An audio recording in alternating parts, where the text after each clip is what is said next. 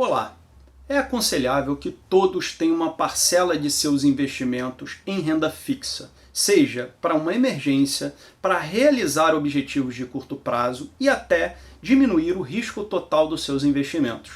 Até o Warren Buffett, o maior investidor de ações do mundo, apresenta uma parcela significativa de seus investimentos em renda fixa, em títulos do Tesouro Americano. Bem, e você vai me perguntar, o que é a renda fixa? É o tipo de investimento que ocorre quando você empresta dinheiro, seja para um banco, para uma empresa ou até para o governo federal, e essa entidade, depois de um tempo, te devolve o dinheiro que você emprestou com juros. Bem, esses juros, ou a forma de cálculo dos juros, é conhecida no momento que você está comprando aquilo ali. Por isso, por ser conhecida no momento que você está comprando, é chamada de renda fixa, né? Os principais tipos ali de renda fixa que podemos falar aqui seria uma sopa de letrinhas. Vamos falar primeiro dos emitidos pelos bancos, né? No qual você acaba emprestando um dinheiro para o banco e o banco empresta para outras pessoas ou para outras entidades a uma taxa muito maior. Vamos falar primeiro da poupança, que é o exemplo clássico de investimento dos brasileiros. E uma coisa que você deve saber é que saiba que existem opções muito melhores da poupança. Fuja dela. Além disso, tem um outro tipo de investimento que é o CDB, o Certificado de Depósito Bancário.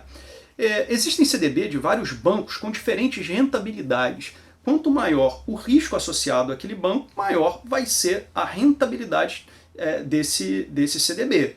Um outro tipo de investimento é o LCI.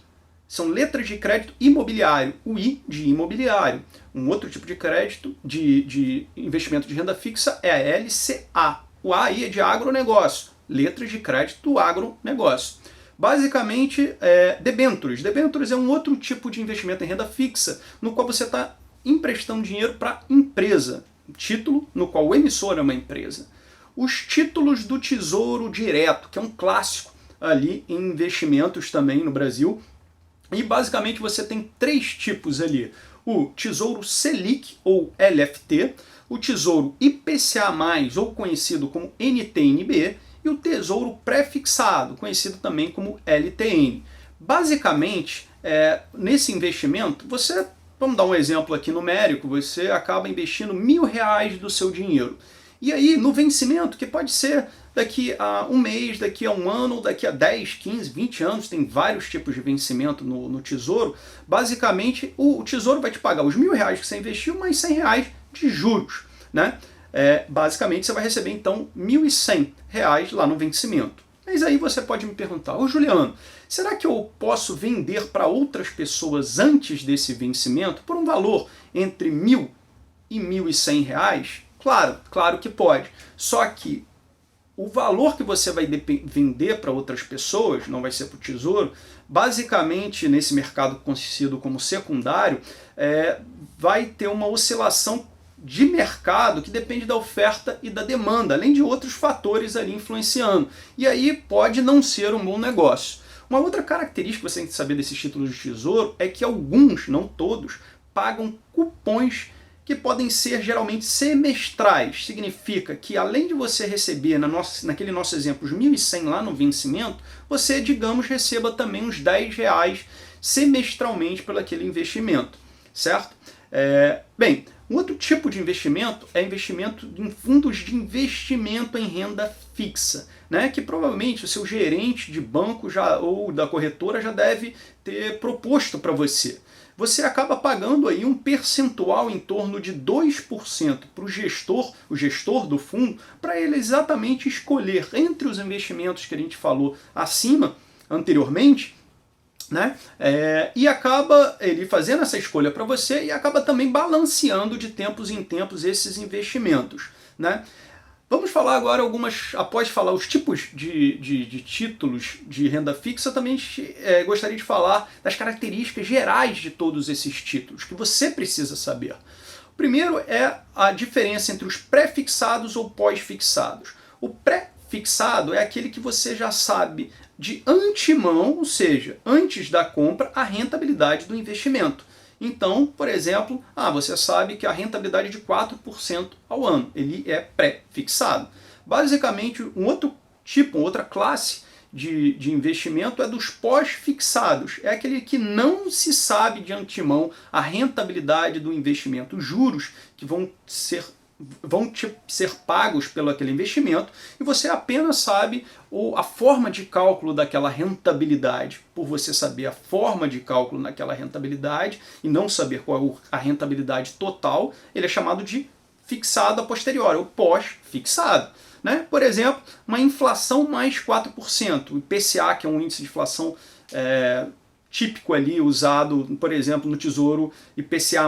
Então, o IPCA mais 4% significa que a inflação você não sabe a priori qual é o valor dela, só a posteriori, por isso é classificado como um título pós-fixado. Um outro exemplo é 85% do CDI. O CDI é o Certificado de Depósito Interbancário, diferente do CDB. Basicamente, esse CDI é influenciado pela taxa Selic, principalmente. E o que significa que, como pode ter uma variação, pequenas oscilações desse CDI ali no futuro, né, no horizonte do que está o seu dinheiro aplicado, você só vai saber a posteriori aquela rentabilidade. Por isso, ele é considerado como pós-fixado.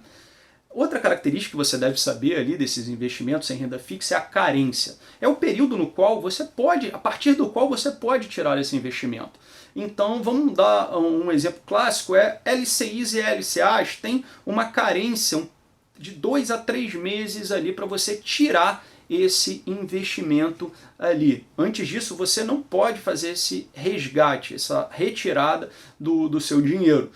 Além disso, a maioria dos outros títulos tem um resgate diário, ou seja, não tem essa carência no investimento.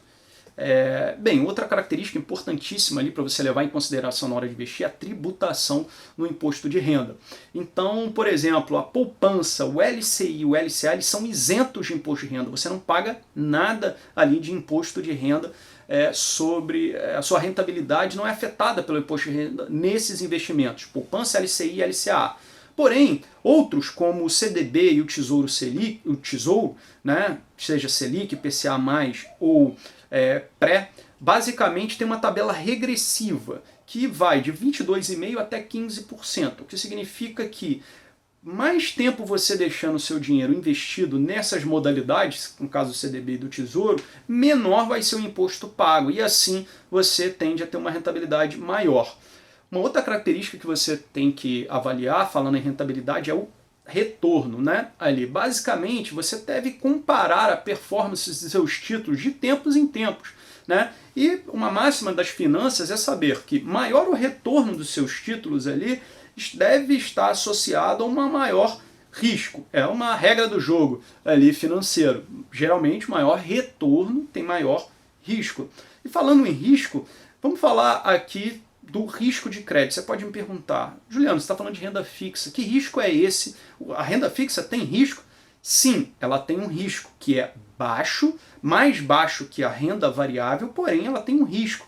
Que risco é este? É o risco de crédito. É o risco do emissor do título, seja ela o banco, seja o emissor do título, seja ele o banco, a empresa ou até mesmo o Tesouro Nacional ficar insolvente e não atender aquele pagamento prometido a você, ou seja, te dar calote. A probabilidade é baixa, mas existe realmente. Então, sobre esse ponto de vista, vamos analisar os emissores. Por exemplo, quando o emissor é o banco. É o caso, por exemplo, da emissão de poupança no CDB, no LCI, no LCA e até o valor que você tem lá em conta corrente.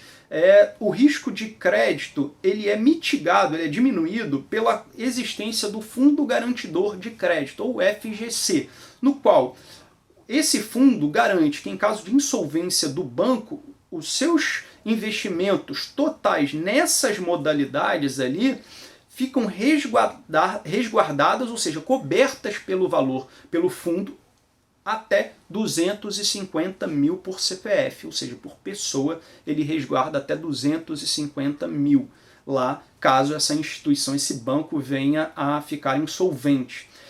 O título, basicamente, quando o emissor é o Tesouro Nacional, no caso dos títulos do Tesouro Nacional, o risco é baixo, mas vocês devem ter acompanhado na mídia alguns anos atrás, exatamente o rebaixamento dado por agências de rating sobre esse perfil de risco, no qual os títulos do Tesouro Nacional do Brasil passaram, chamados títulos soberanos também, né, passaram ali de um investment grade, ou seja, de grau de investimento, para um rebaixamento, ou seja, para um risco maior, que é um grau especulativo.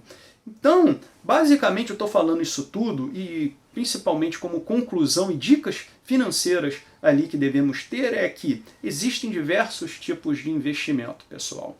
Você deve conhecer as características de cada um desses investimentos. Para quê? Para diversificar, ou seja, investir em mais de um desses títulos, né, desses investimentos de renda fixa, e também balancear, ou seja, trocar periodicamente entre esses valores a partir de uma análise da performance, do risco associado. Gostaria de deixar uma frase que eu gosto muito, né, ali, como moral aqui, como dica financeira máxima, que é: você não precisa de muito dinheiro para investir igual aos ricos. Você precisa saber o que eles sabem. Bem, se você gostou, compartilhe e se inscreva em nosso canal no YouTube para receber mais dicas financeiras que te gerem mais dinheiro, mais conhecimento e mais qualidade de vida. Eu sou o Juliano Vianello, te desejo boas decisões financeiras.